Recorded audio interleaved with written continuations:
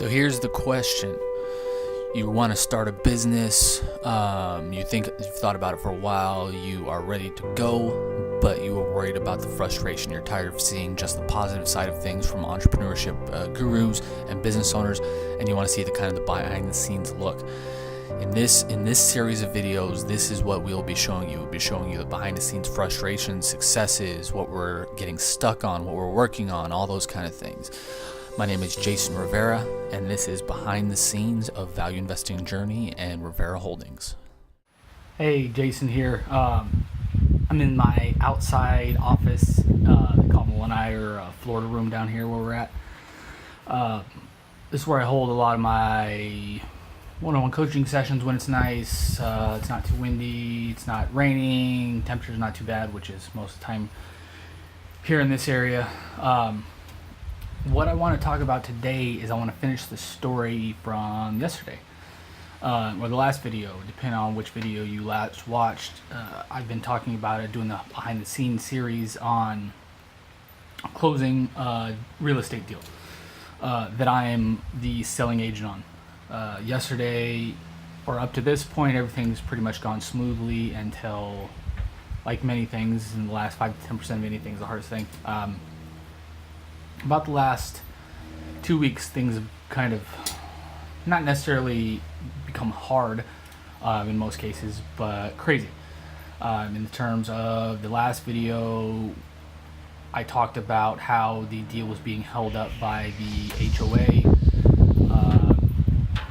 because of stains on the driveway. I'm just doing that because it's sarcastic. There is no stains. And garbage cans being left out too long. Yes, that can really apparently hold up a closing of a house, of a $219,000 transaction. Leaving your garbage cans out too long, according to this HOA, can lead to a closing being held up. Ridiculous, yes. But today I want to kind of continue talking about, or finish talking about, how this story ends. About the real estate deal closing and then being held up by the HOA and me being frustrated in the last video. Today, or actually last night, as of the time I made the video yesterday, I think it was, I had called 6 times, left voicemails, and then emailed them 5 times with no response, which is completely unprofessional. They are quick to hand out fines, but they apparently are not quick to clear them up when we, in good faith, me and the seller, in good faith, did our part. We have a closing date and we need to hit it. There's no reason. Everybody's ready to go. Seller's ready to move. Buyer's ready to move in. Seller's ready to move out. Buyer's ready to move in. Everybody's kind of anxious and ready to move on. So them not getting back to me is completely unprofessional, and that's not even the whole story.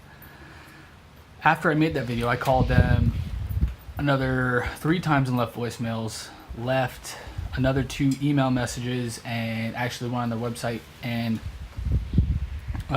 place where you put like a frequently asked question, comment or question or whatever. Like typically somebody like, where do we get our key fob for the amenity center, something like that. I put in there that information about what I have been doing about trying to get this deal closed and not getting a response. So I heard back at 8:30 this morning, which they must have gotten my messages because they don't even open until 9 o'clock a.m. supposedly, at least. Obviously they were there, so somebody got my messages. And this is how frankly ridiculous the HOA is. They couldn't even give me a straight answer on how, if this closed or if this cleared up everything. The exact contents of the first email said the violations have been closed. That's it. No attachments, no nothing. Everything in real estate has to be done with paperwork. So I, of course, to get this done, emailed them back, said, so I just want to clarify that this means the violations are cleared up, and I need the piece of paper because I'm literally walking out the door to go meet with my seller to sign the final paperwork at the closing date, or at the title company. So he emailed me back again, sent the paper back, said exactly almost the same thing, The valuations have closed. Not that they've been cleared up, not that that we are good to close, but they have been closed. So still not giving me a straight answer, but at least they got back to me. So the deal is set to close. Everybody signed paperwork. At this point, the last kind of final steps are the buyers doing their final walkthrough tonight at 6:30, and then beginning the wire transfer of the money to pay off my seller's mortgage and to take ownership of the house. That should be finalized tomorrow, depending on when they send the wire today. So what about all these three series of things? Started with control what you can control, and then not leaving things in other people's hands. That's what this whole kind of series has been about, and me working to close a deal, me sharing this with you to close a deal, doing everything in my power to close the deal. So not only are we closing on the house tomorrow, or we should once everything gets cleared, close on the house tomorrow. My broker gets paid, the buyer's broker gets paid, I get paid, the buyer's agent gets paid. Seller's already moved out, but her burden of this is gone finally. Buyer gets to move in. Not only did this effort help close a deal, because this deal frankly would not have closed if I wouldn't push so hard, because a lot of people were just left in the hands of the HOA and just let them kind of message you whenever or message back whenever. So by this deal closing, not only did I help accomplish all that for my client, I also am doing the power washing and all that kind of stuff. Not only did me doing all this help accomplish that for all of us, the people I just mentioned, the buyer, the seller, me, my broker, the buyer's agent, and the buyer's broker, all those people. But because of that, because of my persistence to get this deal done, and actually I know what I'm talking about when it comes to valuation, my broker, I got for the seller $30,000 more than even my broker thought it was worth. Why? This is why.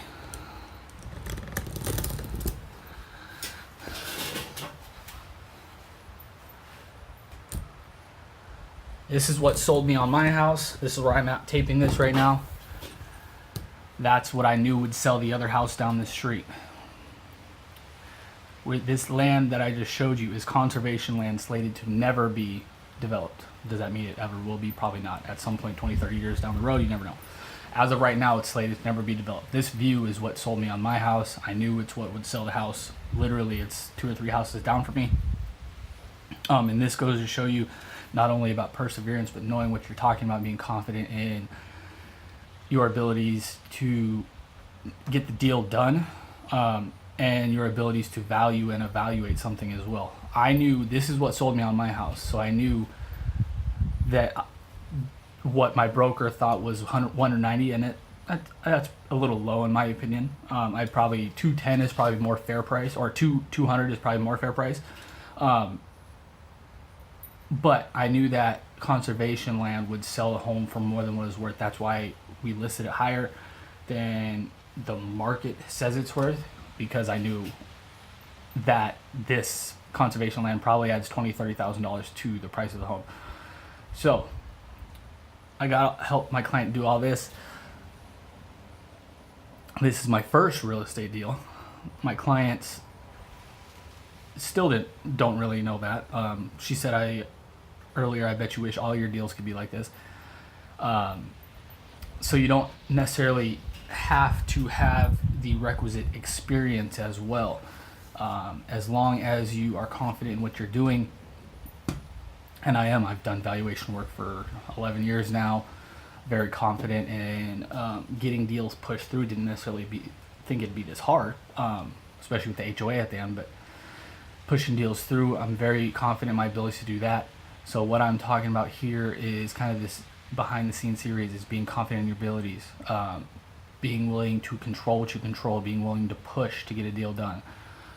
Not only will you help make yourself money like I've done today and over the last couple weeks, but you help a lot of people along the way. The buyer, the seller, myself and my family and my kids, the buyer's agent and her family, the brokers on both sides.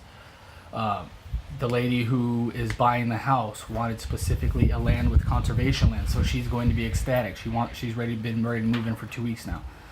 My seller is moving out of state, so she is ecstatic that the house went through, the house sale went through before she left. She's leaving on Saturday.